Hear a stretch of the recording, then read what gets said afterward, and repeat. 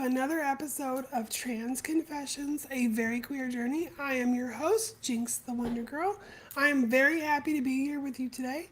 Today's episode is basically going over, well, the Trans Day of Visibility. Although we're a day late, we don't do our shows on Thursdays, so I figure we can discuss Trans Day of Visibility today. So, today's episode, we have a very special guest with us. We're going to get to meet her today, talk about some of the things that she's been doing in her life, some of her experiences. She's already a little bit of a star. So, we're going to get a chance to talk to her about that as well. That's coming up very soon in the episode. I do want to let everyone know that viewer discretion for these episodes is absolutely advised. This is an explicit show. We do say things that are triggering. We do talk about subjects that are triggering. And I don't have a very clean mouth. So, if you have young viewers who might be listening or possibly watching over your shoulder, viewer discretion is advised. Again, I am your host, Jynx. Our co-host, Daphne, will not be able to attend with us today. She's actually in a meeting with another business associate currently. Excuse me, my voice is taking a dive today. Want to let all of our listeners know that we do stream on YouTube, Twitch, Facebook, Twitter, and sometimes TikTok. Today we are not streaming on TikTok because, well, it's TikTok and I don't care. So we stream every Monday, Wednesday, and Friday. The stream typically starts at 11:30 Central Standard Time and lasts about an hour to an hour and a half. It depends on where the show goes. So, without further ado, I would like to introduce all of my viewers, all of my guests to our guest today. Her name is Madison. Madison, welcome to the show. How are you doing today? I'm doing well. Thank you for having me on. It's definitely an honor and a pleasure to be able to chat with you for a little while. I'm so happy you were able to join us today. I'm very excited to talk to you, learn more about you. I'm sure my guests and fans are also very, very excited to learn more about you. So to kind of start off, we know your name is Madison. You do not have to give your last name on here if you don't want to. Could you please kind of tell us what it is you do for a living as a trans woman of visibility? Well, for one thing, my last name is Wilkins, Madison Wilkins, and it's out there, so I'm not really worried about anyone finding out that last name. When it's on the front of a television show and in the guides and everything that it shows, not much I can do to hide there. I do work for a major Central Florida theme entertainment complex. I haven't had a chance to get a permission from them to say exactly where, but I'm sure you'll probably be able to figure it out. I'm actually a trainer and a facilitator there. I love working with new cast members. Sometimes big groups of them. I get to take them around the property, introduce them away, and get to interact with a lot of guests and a lot of other cast members. And I love what I do. I'm so happy to hear that. And yes, we don't want you to say anything that might get you in any trouble if you don't have permission. Please don't slip up and say that. I think it's absolutely wonderful because you did get a chance to tell me where you work, and I think that's great. I've always been a big fan of that most of my life. So I want to talk a little bit about your celebrity. So you got a chance to be on the show. Well, I really don't cool know if I show. would qualify as a celebrity, but All right, maybe like not super celebrity, but you're still a pretty celebrity. Can you tell us about how you got on the show and what the show is about? well, the name of the show is called Finding Adventure with Kinga Phillips, and I am episode number 5, called, I believe the name of it is Getting a Chance to Be Who She Really Is, although for some reason I'm drawing a blank. Maybe it's a little bit of nerves. But they did film here in June of last year. A friend of mine had spotted an advertisement for it on Facebook, forwarded it to me and said, hey, you have kind of an interesting story. This is something that they might be interested in. So I applied, didn't hear anything back from a while, and kind of forgot about it a little ways. And then all of a sudden they emailed me out of the blue and said, are you still interested in doing this? And I said, sure, why not? And then from there was a number of Zoom calls with some of the producers, and they asked me some questions and did a little bit of a video, and they ultimately ended up choosing me to represent one of 2 people here in Orlando, Florida. That's amazing. That's like so exciting. There's been so many times where I've applied to go and do something just like that, and very similar to your experience. Like you hear nothing, but for me, like nothing ever came of it. I'm just like, oh, sad. So I'm so happy that they reached out to you. Would you like to tell us kind of like the story of the show, what you went through, how it went, maybe Sure. some of the behind the scenes things? I would love to. I would love to. Like I say, the name of the show is Finding Adventure with Kinga Phillips.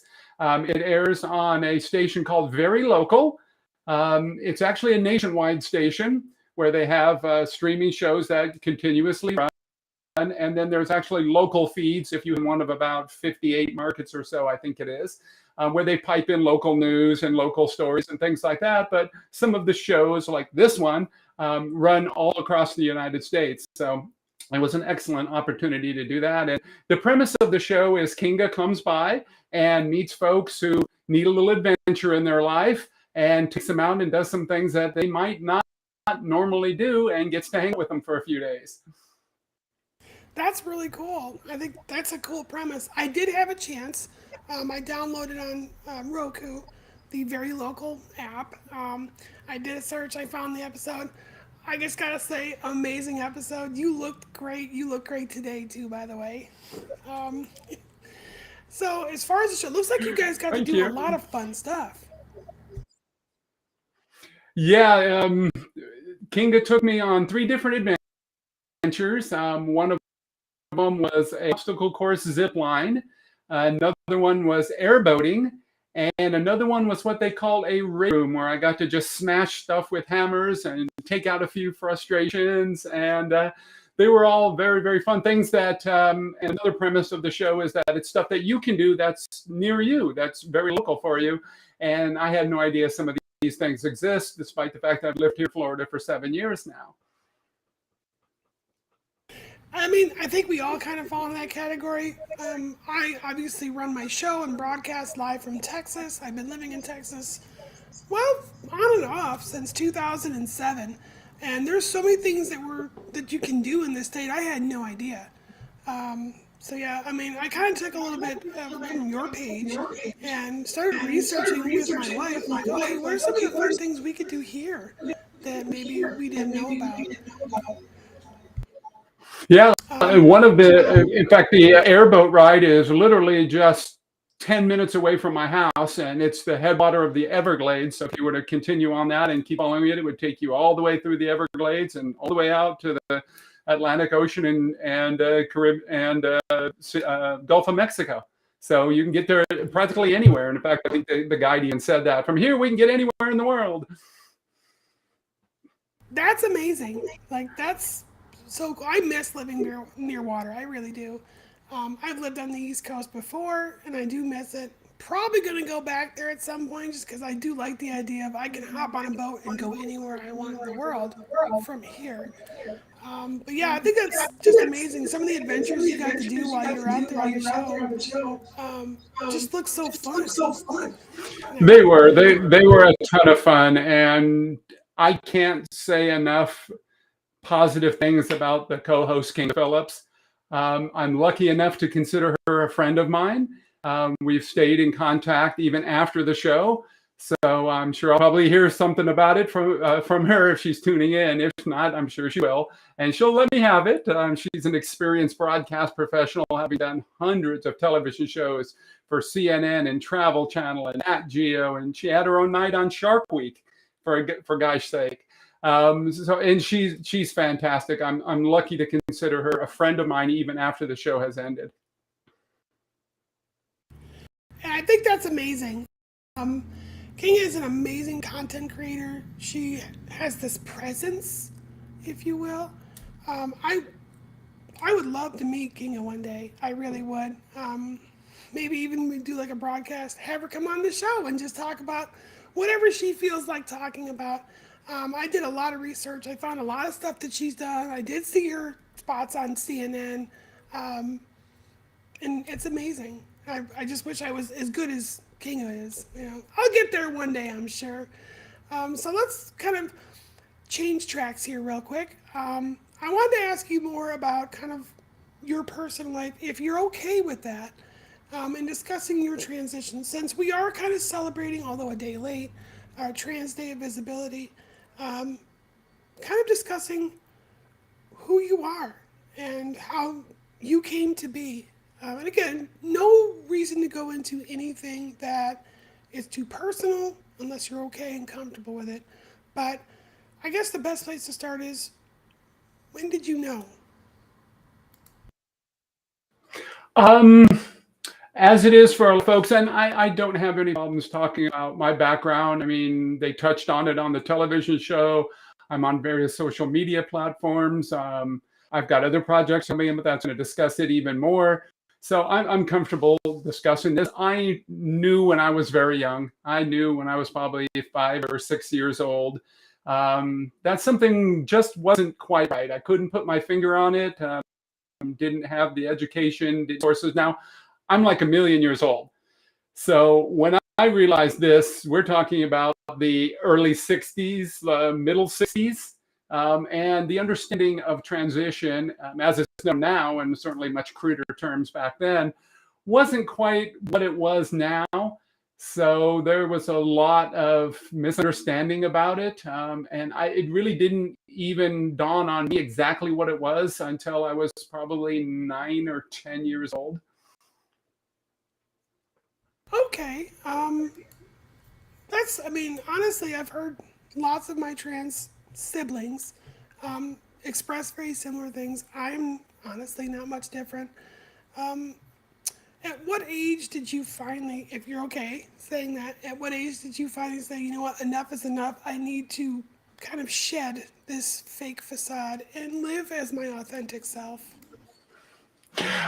Well, that's a complicated question. When I was kind of, and I don't want to use the word diagnosed like it's there's something wrong, but when they kind of pinpointed what it was back when I was a young kid, it was very frowned upon.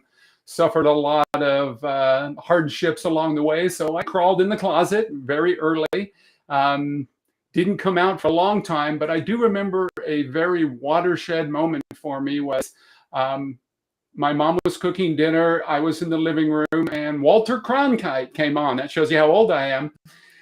He was doing a newscast about a tennis player named Renee Richards who was trying to break into the women's tennis game. And the term we use now had been through gender transition, and it was making waves. And I remember distinctly hearing that story, that she was formerly a man and has now transitioned. And immediately, the classic snap your head over and say, oh my God, what was that? That's exactly what happened to me. And from that day, I at least knew there was others out there like me and could kind of start to pinpoint things. Again, and I think that's amazing. That's, I've heard a lot of people in our community call that an egg crack. Like your egg kind of busted open a little bit and discovery happened. I know there's lots of people out there who have one single egg crack and the eggshell just falls off and it's like boom. There's a lot of other people where they slowly have to chip that egg away through multiple like gotcha moments, if you want to call it that. Um, it sounds like that was a big one for you, but I'm assuming that wasn't the only one you had throughout your life. Is there others that were very impactful or meaningful to you? There was other times when I kind of discovered that I kind of tried to do some research. Now, this was, like I say, I'm a million years old. This is long before the internet ever came along. So I was trying to do some research in libraries and reading books. And of course, I was mortified that somebody would see that. So I would try to find a book about the subject and, of course, buy an atlas and hide the book inside the atlas and pretend I was just like casually reading an atlas to hide this. um, and by doing that, I kind of learned what it was about a little bit. I did make a kind of weak attempt at transition in the early 80s. Didn't really know what I was doing. Hadn't ever really heard of HRT. I was trying to portray the part. Wasn't very successful, not only personally, but some others took a distinct advantage of that. I was living in my car for a while after that. I had no job. I was in really desperate times after doing that. And something, and I don't share this a lot, but I'll be happy to share it with you, is at that point in time, I had taken a look at my life, and everything that had gone wrong, from my parents and brothers and sisters disowning me and all the things that had happened to me up to that point, I kind of blamed it on Madison. To talk about myself in that awkward third person.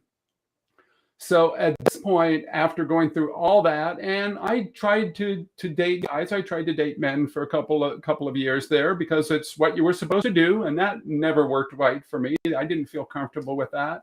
So after a couple of years of that, we're up to about 1984 or so, and again, I was blaming Madison on everything. So I thought, this is horrible. I'm not going to do this. I'm going to stop. I can't do this. I'm going to go back into the closet. And then I met my wife, and she definitely changed my life. I stuffed Madison back in the closet and locked the door and put on the chains and buried it underground and covered it in rocks and did everything I could possibly do to maintain looking like a normal cis male, and pulled it off for a lot of years, until I couldn't anymore. That's a very familiar story, to be quite honest. I think it's a common thread that runs through the transgender community for sure. I spent many years myself blaming Jynx for most of my problems and my ill will and my feelings. And obviously, all of that was wrong.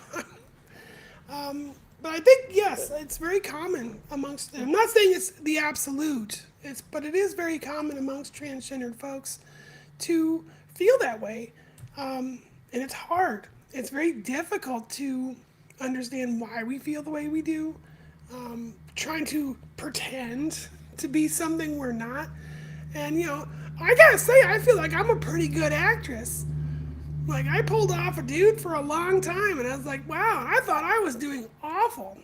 But, I made it, and I just couldn't do it anymore. So it is comforting to know that I have a trans sister who wants to be on the show that kind of went through a lot of the same things I did. And I'm hoping that you're sharing your experience, and, I'm not saying I'm a million years old, but I'm certainly not young either, that maybe we could be inspirations for younger generations who are doing the exact same thing that we once did, which is convincing ourselves that no, these feelings are not right, this isn't the right thing to do, I'm going to shove this back into a box, I'm going to throw it in the closet, I'm going to set the closet on fire, whatever the case might be.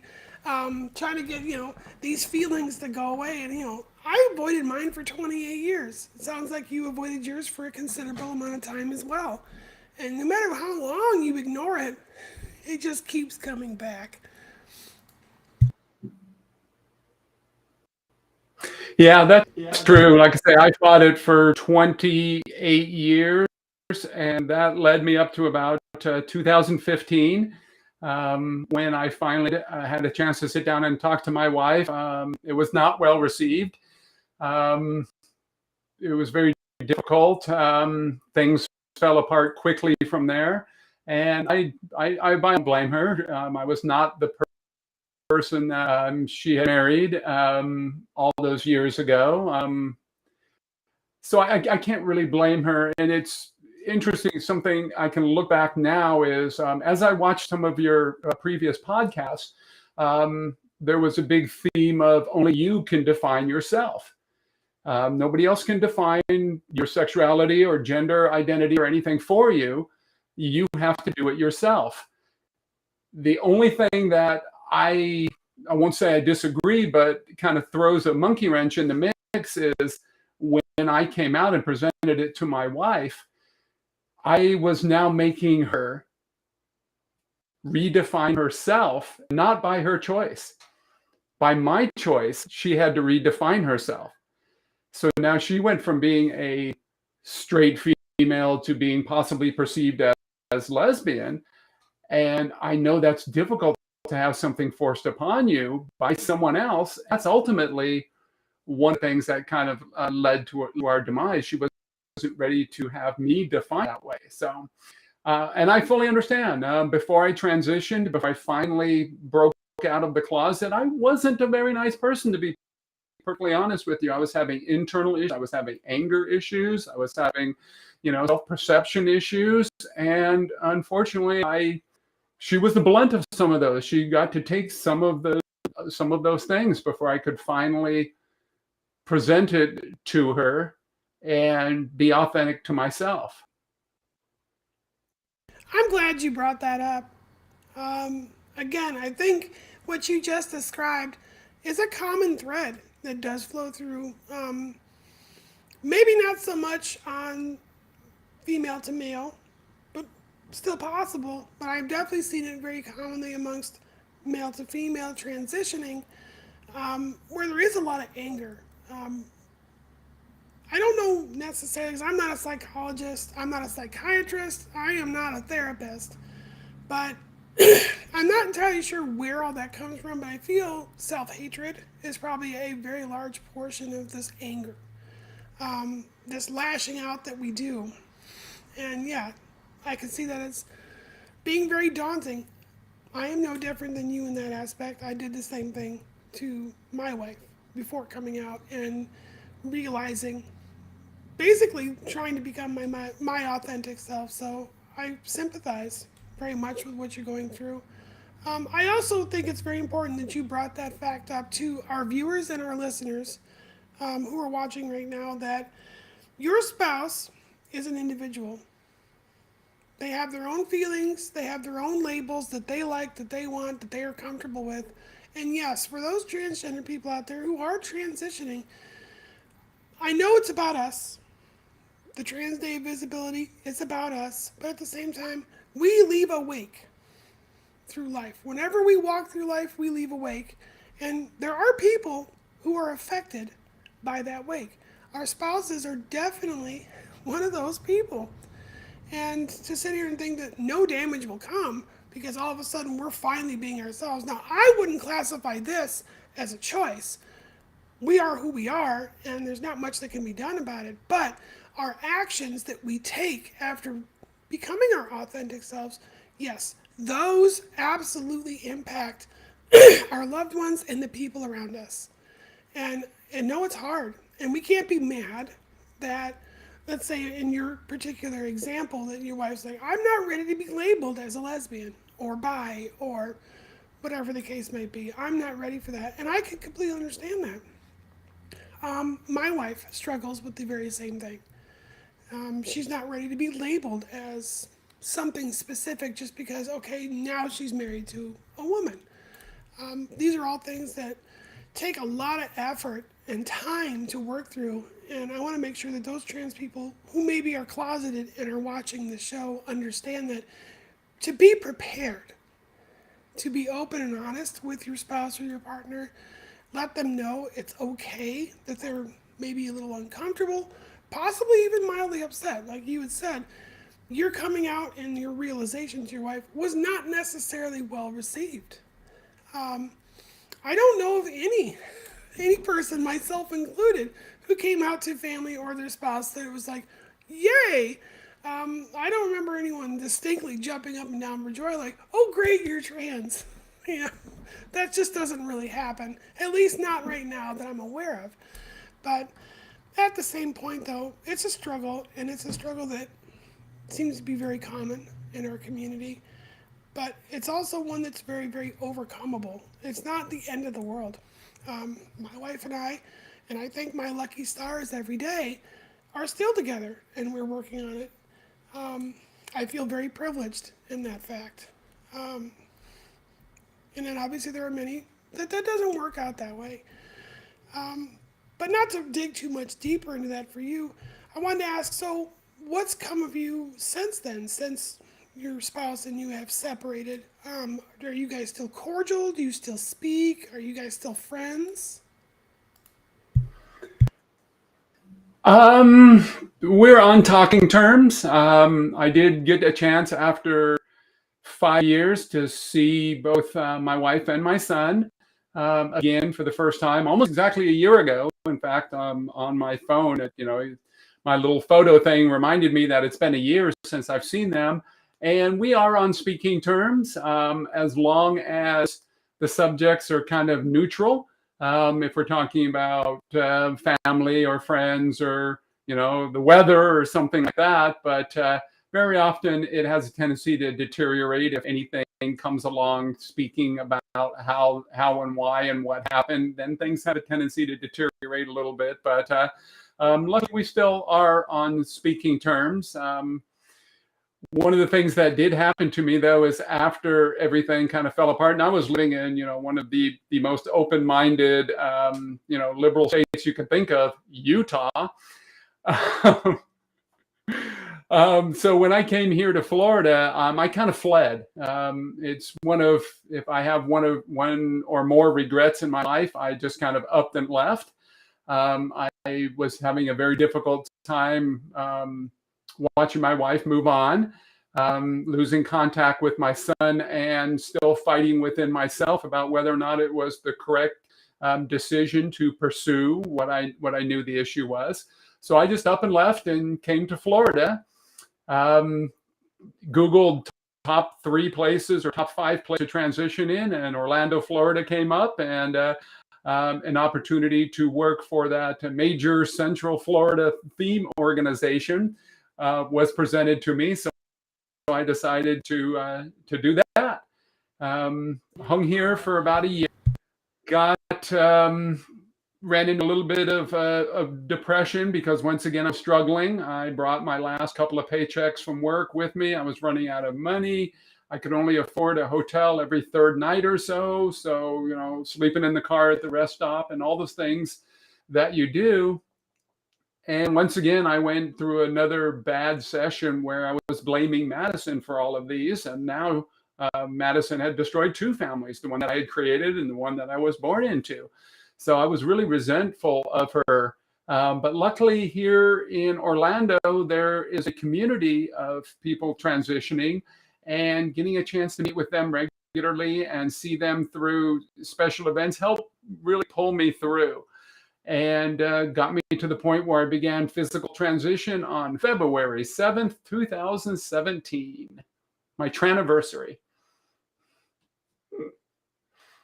That's amazing, and I'm so glad you mentioned Traniversary. I think it's such an important celebration amongst those who are transitioning to try to become their real selves. And sorry, but happy late Traniversary. You said it was in February, so I'm like, yay, happy Traniversary.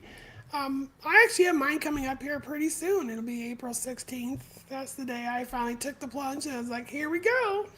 You know, I think it's also fantastic that you do mention, Madison sometimes in the 3rd person, because I think, again, that's something a lot of us in the trans community also do, where, we look at this persona, and during our gender confusion and dysphoria and things that unfortunately come along with the transitioning process, we look at this persona as an object outside ourselves sometimes.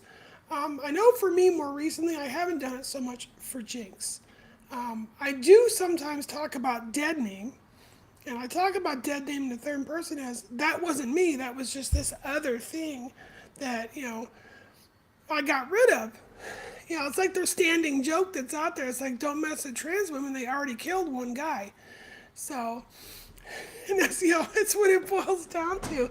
And sometimes it feels like that's what I did. I was like, oh, finally. And you just get rid of that person because you get tired of it. But no, the struggle is definitely real. When we see problems arise, like, I'm in business and I have customers, and I've had lots of customers that basically stop being customers because they don't want to deal with this. I've lost lots of family. I've lost tons of people who I thought were my friends that are like, no, I don't want to talk to you anymore. I don't think what you're doing is right. I think what you're doing is gross. I think what you're doing is disgusting. And I don't want to be a part of that.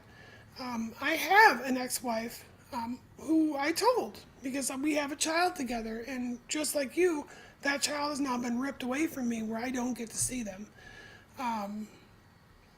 And I can't push words into this person's mouth and say it's solely transphobia. I don't know what it is. All I do know is I was one way, I got to see my son all the time. I was another way, and then I don't get to see my son anymore. And that is very hard. It breaks my heart. I miss my son. So I know and I definitely sympathize with how you feel about your children and not getting to see them for so long. But it does make me happy that you are getting to see them now. And I think that's beautiful. But I don't want to be depressing on the show for too long. Although we do, like I said, we talk about triggering subjects. I did want to move into a segment because I wanted your personal opinion on these. Obviously, as trans people, we get asked all kinds of very odd, probing questions. Most of them are irritating. I wanted to ask you what you thought the three most irritating or disgusting questions you've ever been asked as a trans woman. Wow. The question I get most is, for one thing, I'm hugely tall. I'm 6'4". And when I actually do my introductions at work in front of these classes, sometimes numbering 50, 60 people, I always end and I tell them my qualifications and how long I've been employed here. And then at the very end, I say, now I'm going to answer all of these questions that I know you're sitting there thinking about. So I'm going to knock them out of the way. And the first thing I say, 6'4". And then I look at them and say, the weather up here is fine. I used to play basketball when I was young. And as far as I know, I'm the tallest lady at work. And that's what I do. So I get more questions about my height than anything. Now, of course, I've gotten my fair share of questions about, have you had the surgery? What was your dead name? Things like that I think are pretty common. We get a lot, but usually asking me about my private areas is the worst thing that you could possibly do. If you want to find out how bad it is, just walk up to anyone else and ask them, hey, tell me about your private parts, and see if that doesn't give you a good Will Smith slap.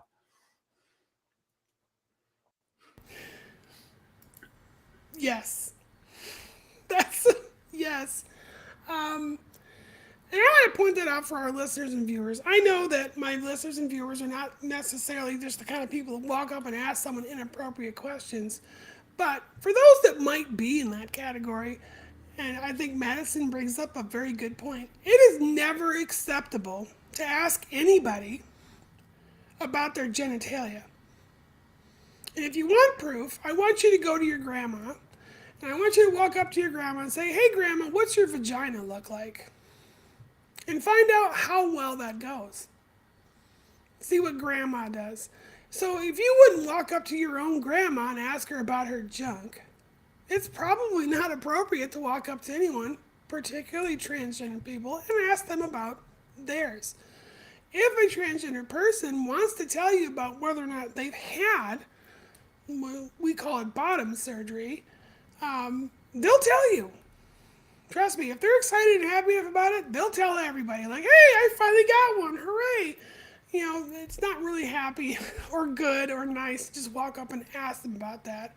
And I think, Madison, you also brought up another really irritating question that's highly inappropriate. When people ask you what your dead name was, it doesn't matter. It's a dead name. That's why we say dead name. It's gone. That person no longer exists. That name is no longer anywhere to be found. And most transgender people would like to keep it that way. They're uncomfortable talking about it. You make them uncomfortable when you ask them about it. It's just annoying more than anything. But yeah, back to you, Madison. Is there any others that just get under your skin or get your goat?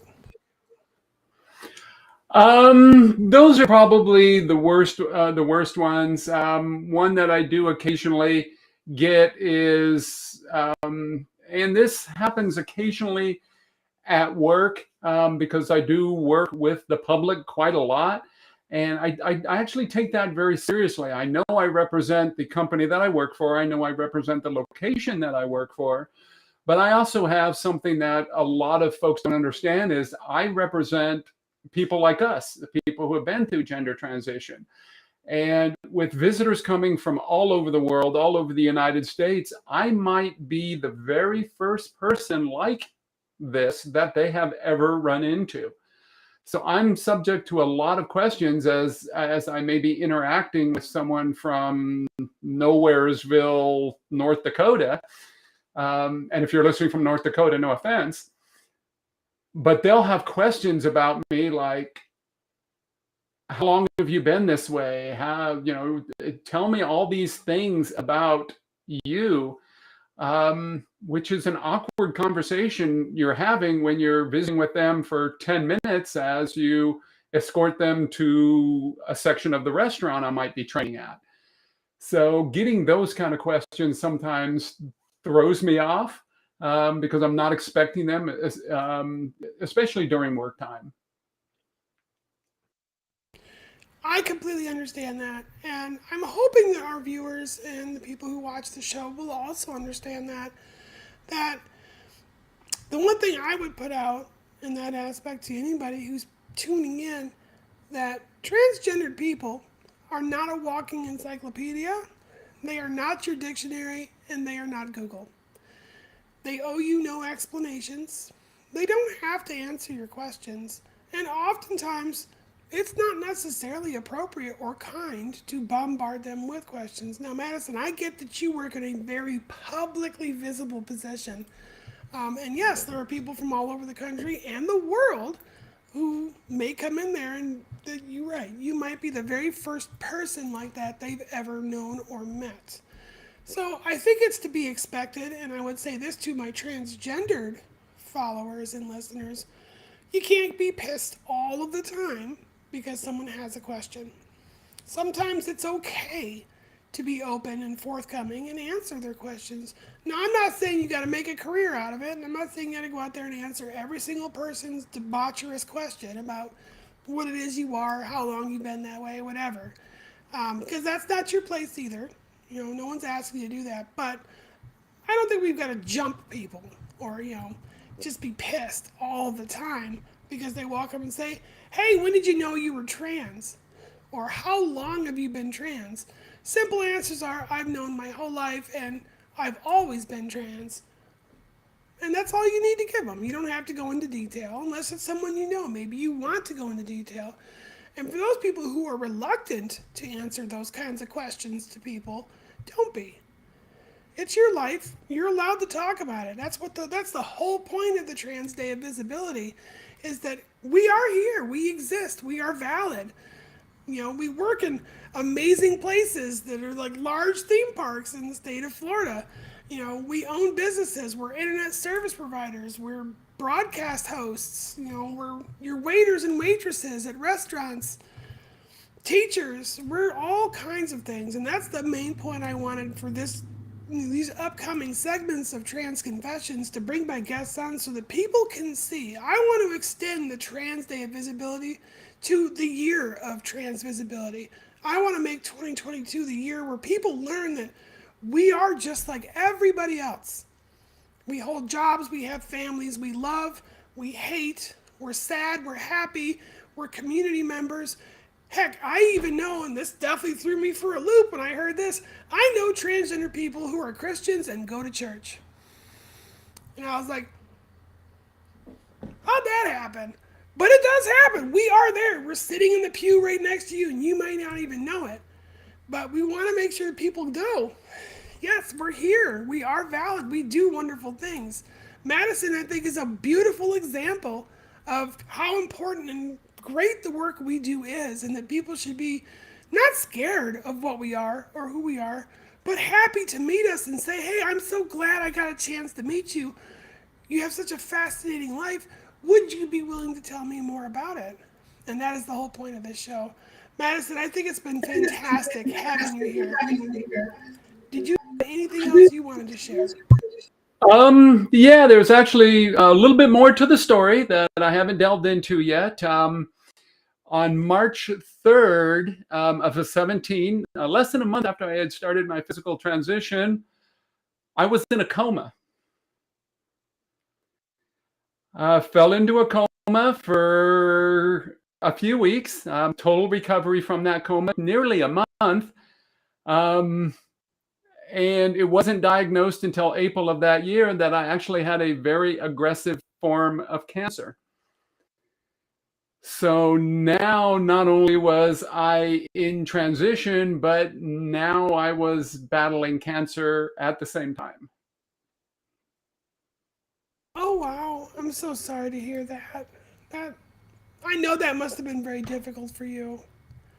And I mean, nobody wants to hear those things, and I know it's probably very difficult for you to talk about it. But are you still battling cancer, or have you defeated it? It's not official yet, and ironically, as my television show was airing, I was actually hospitalized with complications from part of my cancer surgery. They ended up they kept my kidneys, of course. I kind of need those, but everything underneath that had to go. So they surgically removed everything below my kidneys, took out a section of colon and formed a makeshift bladder called an ileal conduit in there. And there was complications from that recently. So it is still an ongoing battle. It is still something that is ever present, and did some interesting things because here I am trying to transition, and now I'm battling cancer, and it certainly delayed my schedule of what things I wanted to do physically because I had to recover from cancer first. So it's definitely been an added layer of struggle to everything that has happened since my arrival here in Florida. I I have no words, and I just want to know that I support you, and if you ever need anything, you have my email now. But I think it's a good lesson for people on both sides of the trans life. That is that trans people are just like everyone else. We suffer the same things everyone else does. We get sick. We have problems. Our bodies do whatever they're gonna do, and it doesn't make us any different than anyone else. At the same time, um, there's a lot of young trans people that are out there, and we call them trans babies, that are just either coming into their own, just discovering themselves. They're very youthful and think that somehow transitioning HRT, the medication you're on, is magic and it's just going to turn you to this gorgeous, beautiful thing, or the rugged, handsome thing, or for our non binary listeners, just androgyny, whatever it is you're going for. Um, and it's not that, it's not magic. We have to take care of ourselves. Now, the one thing I have noticed, particularly amongst transgendered folks, is that because our transition does tend to make us happier with ourselves, that we start treating ourselves better. We go to the doctor, we get checked out, we make sure that we take our vitamins, our medicine, we eat better. I've had lots of people who walk and be like, wow, you lost so much weight, your skin looks fantastic, how did you lose 10 years? Oh my goodness, it's wonderful. It's like, it's not the HRT alone. The HRT was the catalyst that made me happy. Being happy and then looking in the mirror going, holy crap, I'm old. It's like, I don't want to be old. I want to be healthy and youthful and vibrant. And that triggered me to go do things like skin routines and exercise and run and eat better. So I want all of our trans listeners to know HRT is great. It is definitely the mental boost that we all need. It is not magic. It is not magic. It's not going to heal you of all of your ailments. It's just going to make you happy enough that you're smart enough to identify them and do something about it. And Madison, I think that's important you brought that up. It's funny that you mentioned that. On my phone, where I hated, and this is something a lot of folks who've gone through gender transition can relate to, I didn't have a lot of pictures of myself pre-transition. I hated selfies. If we were on vacation, I was the photographer, so I never took any pictures of myself, or at least minimal amount. And now, of course, my phone is filled with lots and lots and lots of selfies. But I do keep one picture of myself pre-transition. And that was, I weighed about 320 pounds. I'm currently about 180, 190 right now. So it was funny that when I committed to transition, as I got more pleased with myself and my progress, how much better I took care of myself because I didn't hate the person I saw in the mirror. I didn't hate the person that would appear in photos. I was actually getting more and more comfortable with myself. And again, I'm sure this is something that every one of us goes through. You're absolutely correct. You're absolutely correct. It's one of those things that we all kind of go through this, and it's varying different levels, of course. I don't think everybody's the same. That would be impossible. But yeah, like, your story being very similar to my own, I can go back 20 years of digital photography. Sometimes phones were the selfie. I had no selfies. I'm not even going to lie. I never ever took a selfie in my entire life until I transitioned. I didn't like having my photo taken, period. So, I sat down with my wife not that long ago and we're going through, like, the family albums, which they're all digital now. And we're scrolling through pictures and it's like kids, kids, wife, kids, wife, family, kids, wife, lots of family, lots of kids pictures, lots of pictures of my wife. And then occasionally thrown in there, you'd see one of me that my wife took. And you can see how angry I was in the picture that she took it. Like, hey, don't take pictures of me. It's because I hated myself. I hated the visage that I presented to the world. And I didn't want it to be on public display. I didn't want it to be remembered. I took photos for posterity, is basically what it was. So I've got military photos. I've got stuff like that. My graduation from my MBA, my graduation from my DBA, stuff like that. Like, all right, I'm not going to be able to escape this. I'll smile. And then that'll be the end of it. So yeah, I get it. I get it. It's like, I know where you come from. And I think a lot of us might be feeling the same way, but just like you now. Well, I got selfies everywhere. I'm like sitting outside at the park and I'm like, take a picture real quick. Got to get the good angle with the good lighting. Um, things of that particular emotion. So I definitely understand. And then I feel for it. I really do. Oh, my dog has decided to lose his mind. So all the people listening, that's Archer. They love Archer. He's great. I wanted to give you the opportunity to kind of make any closing statements, Madison, and then we're going to open it up for what I call basically Q&A from our listeners and our viewers, if we have any. Is there anything else you wanted to add about your story? No, not much to add. One of the things that I did find interesting was I found it very difficult to watch my own television show. When it came on, I was at home. It aired a couple of hours earlier than I thought. It actually dropped, so I was able to sit there and watch it. And it took me probably 90 minutes to get through a 24-minute show because I kept pausing it and saying, "Oh my God, what a dork. You said that? You did that? Oh my God, what are you doing? You know how many people are going to see this?" So for anybody out there like yourself, or anyone else who's presenting and showing the world what we are, it's a very interesting experience to be able to see yourself that way, especially to see yourself from a perspective that others might not. When we were filming the show, like for instance on the zip line, I had to do that 3 times.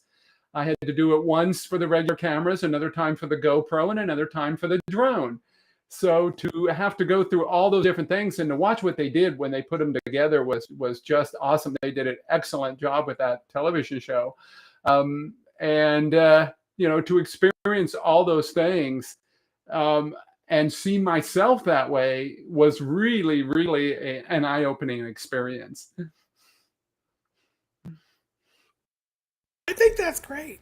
Um, I haven't been on any major TV shows, but obviously, these are live. We do these live, and I will go back and I will watch these sometimes in post production because, sometimes we'll do a little bit of editing on them. We've had some odd bloopers in the past. We've had to go back, cut out, re upload the live episode because it's like, ooh, I'm violating some serious standards here. But I do sometimes go watch and I'll see myself. I listen to my own voice. I still can't stand my voice despite training and surgery and stuff like that. But I'm also not a month past healing from it. Um, I sound like one of the characters at the place you work. So that's basically what it boils down to. And it's like, but it's getting better. But yeah, I look at myself and I was like, wow, you know, I sound really dumb, or like, wow, look how goofy I look, you know, or I'm like staring at something. What am I staring at? So yeah, I do it all the time. But I will say this: I've seen videos of me pre-transition that people will get me in, and I'm not happy about it, but they're there. And I listen to my voice then, and I listen to my voice now, and I'm like, wow, what a huge change. I was way goofier back pre-transition than I am now because I felt very just all the time. So yeah, I was a giant dork. Um, I'm not as tall as you are. I've shrank a little bit. I'm 6'1".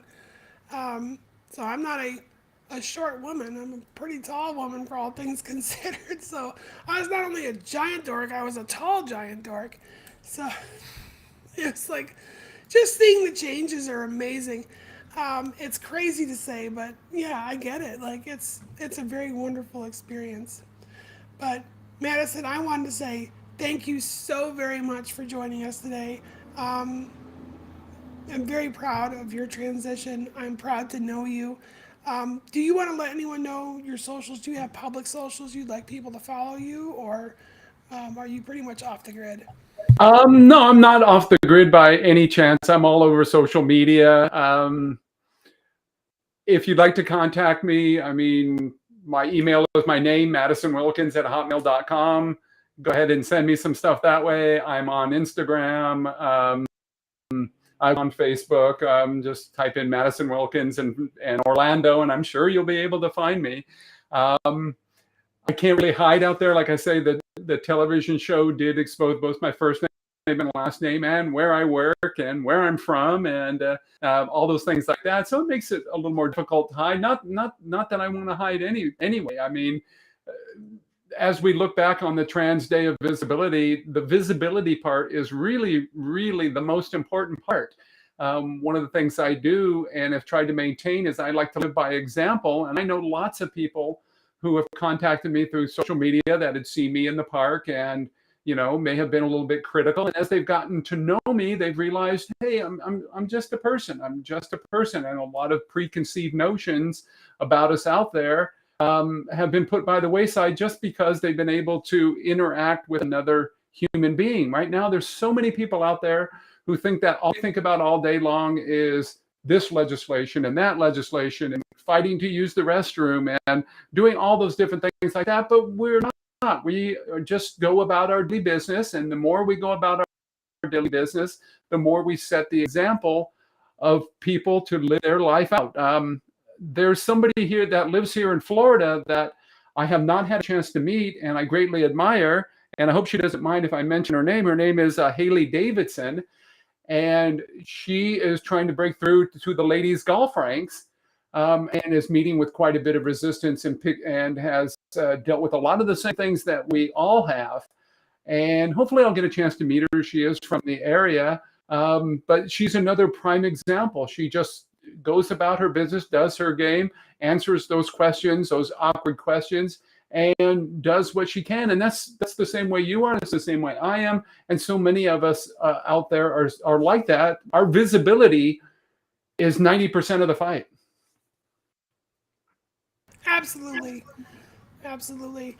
The visibility is the most important part. And I do hope you get a chance to meet this person, maybe have a discussion. I feel for her that she's struggling that way. And we see it unfold every day in the news. Issues with trans people in sports, issues with trans people in women's spaces. Whatever the argument is, it's all a lot of fluff, unfortunately, but it is something that by us being visible and people seeing us and becoming accustomed to the fact that we do exist, we are real. We're not this like fake boogeyman or monster that a lot of the media tries to portray us to be. We're just people. We're just people with jobs and aspirations and wants and needs and everything else. And that's why I think the Trans Day of Visibility, and then hopefully the Jynx Year of Visibility that we're going to be doing from now and all the way through my surgeries, is going to let people know, like, hey, we are here and it's okay. Like, it's not the end of the world. We're just normal. It's not like we're new. This is not a new thing. We've been around for eons.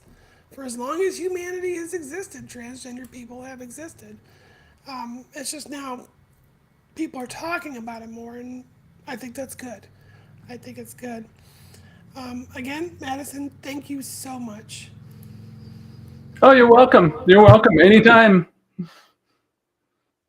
Well, folks, I think we're going to go ahead and move into our next segment. Madison, I want to say thank you. Have a wonderful rest of your weekend. You have a beautiful time. Thank you so much for meeting me. I'm going to send you a follow up email after the show to get your opinion. You can actually stay on. You can use the private chat if you want. But, folks and fans and listeners who are listening, let's all say goodbye to Madison. Thank you so much, and you are a beautiful soul. Thank you so much. I'll stick around for a little while longer in case anybody might want to shoot me a question. All right, thank you so much, Madison. Bye now. Madison is wonderful. I am so honored I got an opportunity to speak to her today, and she took the time out of her very busy schedule to be with us and answer some questions. I'm actually gonna post this because Madison is still watching. There you go.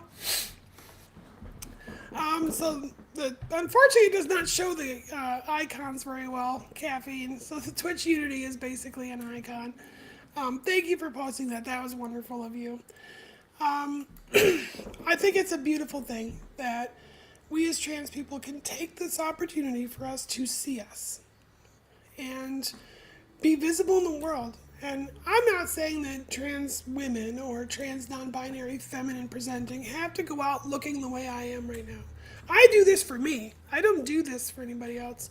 The whole point of being visible as a trans person is to be how you want to be, who you want to be, and when you want to be it. And then just be visible to everyone else saying, yes, I am here.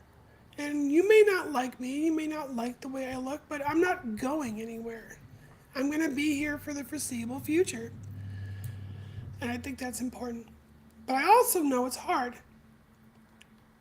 Yesterday was the official Trans Day of Visibility, and I am not going to lie. The only thing I wanted to do yesterday was hide in a hole and pretend like I didn't exist. Because the unfortunate reality of the Trans Day of Visibility is that although there are lots and lots of people who are capable of being open minded and want to learn, sometimes it feels that those people are outnumbered by the awful people who want to do nothing more than just make a trans person's life miserable or disappear. It's very, very common these days to hear some of the absolute filthy hate that gets spewed in the name of transgendered people. We are not a source of hate.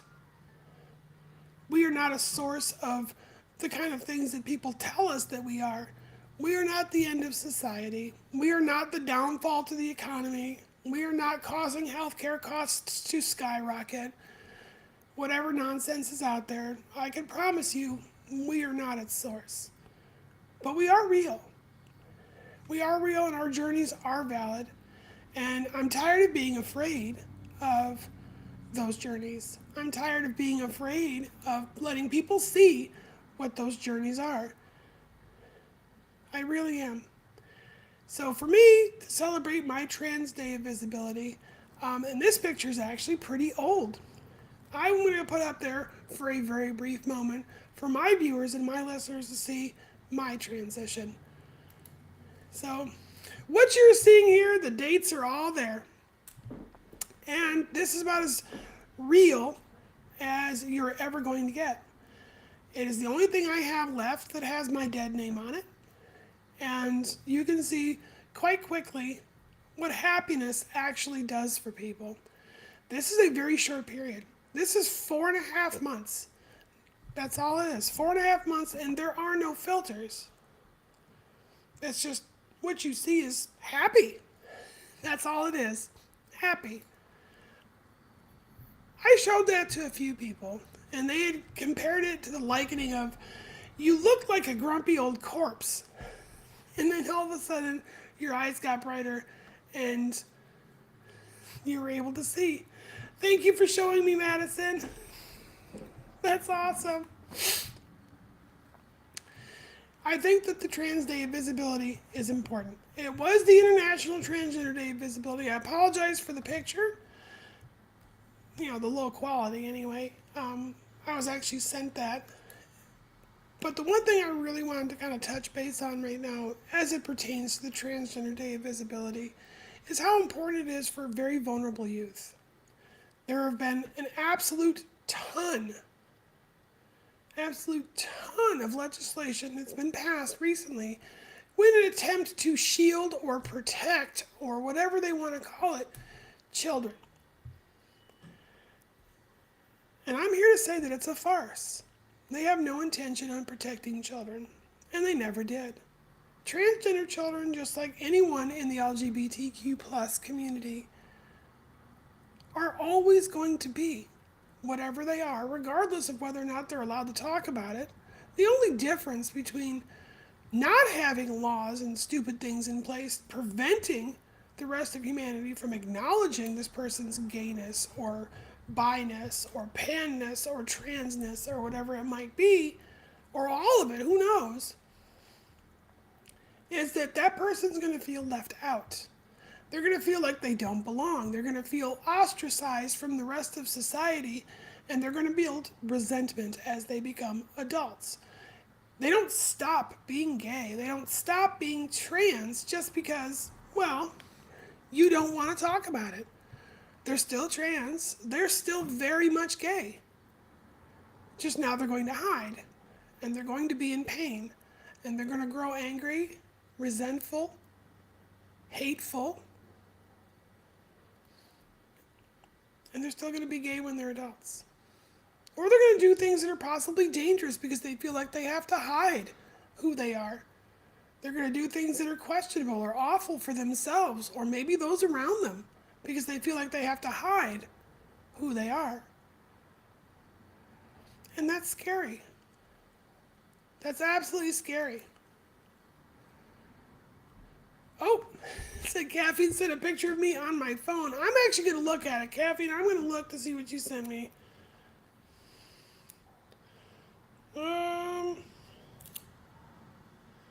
Oh my God.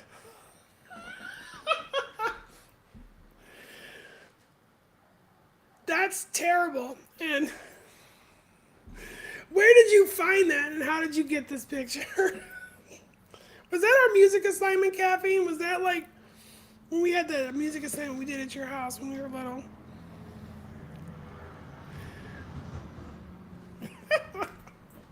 My wife's gonna love that. I'm sorry, my wife's gonna love that. Holy moly. I'll do my best to see if I can bring it up. I don't know if I can or not mid-show, but I think it's important that we all sit and we relax and we calm down a little bit. And we're like, hey, let's kind of take a step back. Let's stop all the hate. Let's stop all the nonsense. We don't have to be this way. We don't.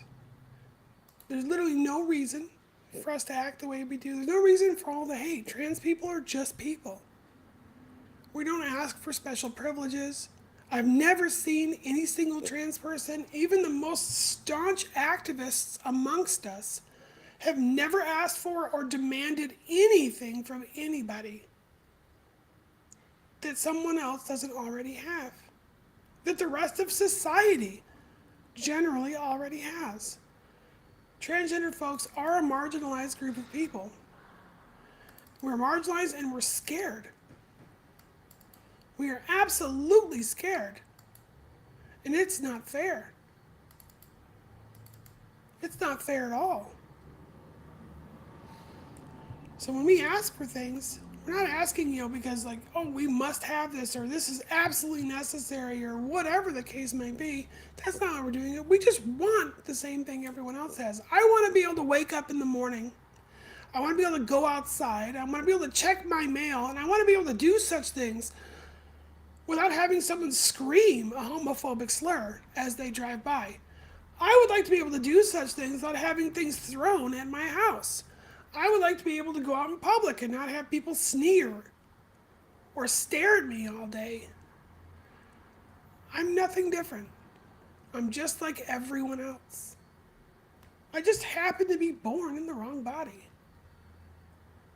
I don't think it's asking too much of anybody to acknowledge that. I just don't.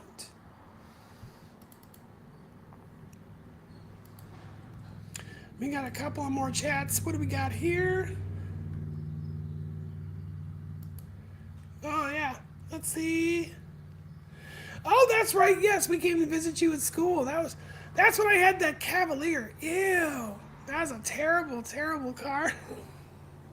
Gotta love the 80s and the 90s, folks. I tried to find your picture. I saved it to my system.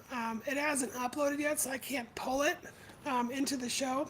I wish I could, because y'all get a kick out of this. I'm slowly becoming less embarrassed about my fake self. Not to say that I'm not completely embarrassed. I am absolutely embarrassed of who I used to be, because, oh my God, it's terrible. Let me see here. That's terrible.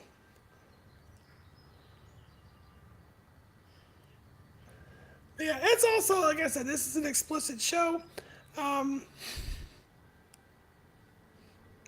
So this is an explicit picture. Again, viewer discretion is absolutely advised. Let's see. I'm hoping that uploads. I don't know if it will or not. The platform is a little odd in that way. But I think in my closing statements, as it pertains to the Trans Day of Visibility, my goal for this year, for all of my viewers, is to be more transparent myself. To show that it's okay to be transgendered, and it's okay to do so publicly and unapologetically. No trans person should ever have to apologize for who they are. We don't owe the world an explanation. It is okay if you're a trans woman and you're 6'1", 5'5", 6'4", big hands like mine, small hands. It makes no difference. It doesn't make you any less of a woman, and it doesn't make you any less valid. You don't have to go through hormone replacement therapy, and it doesn't matter what stage of your hormone replacement therapy you are in. You're still just as valid. And that is important. That is absolutely important. You are still valid. Never be afraid of who you are or what you're capable of. Although normally we do hour and a half shows, we've gone a little bit over the hour mark. I think I'm going to end it here today. But know to all my listeners that yes, absolutely, you can watch this on demand if you missed any part of it live. It's available on my website. It is available on my YouTube channel. It is available on my Twitch feed. It's available on my Facebook page. And yes, you can even find it on Twitter. The website is the best place to go for anything you want to find. And that website's displaying on the screen right now. Also, while you're there on the website, go ahead and check out my merch store. I got lots of great Pride gear on there, as well as things that are not Pride gear. So maybe you're not in the community.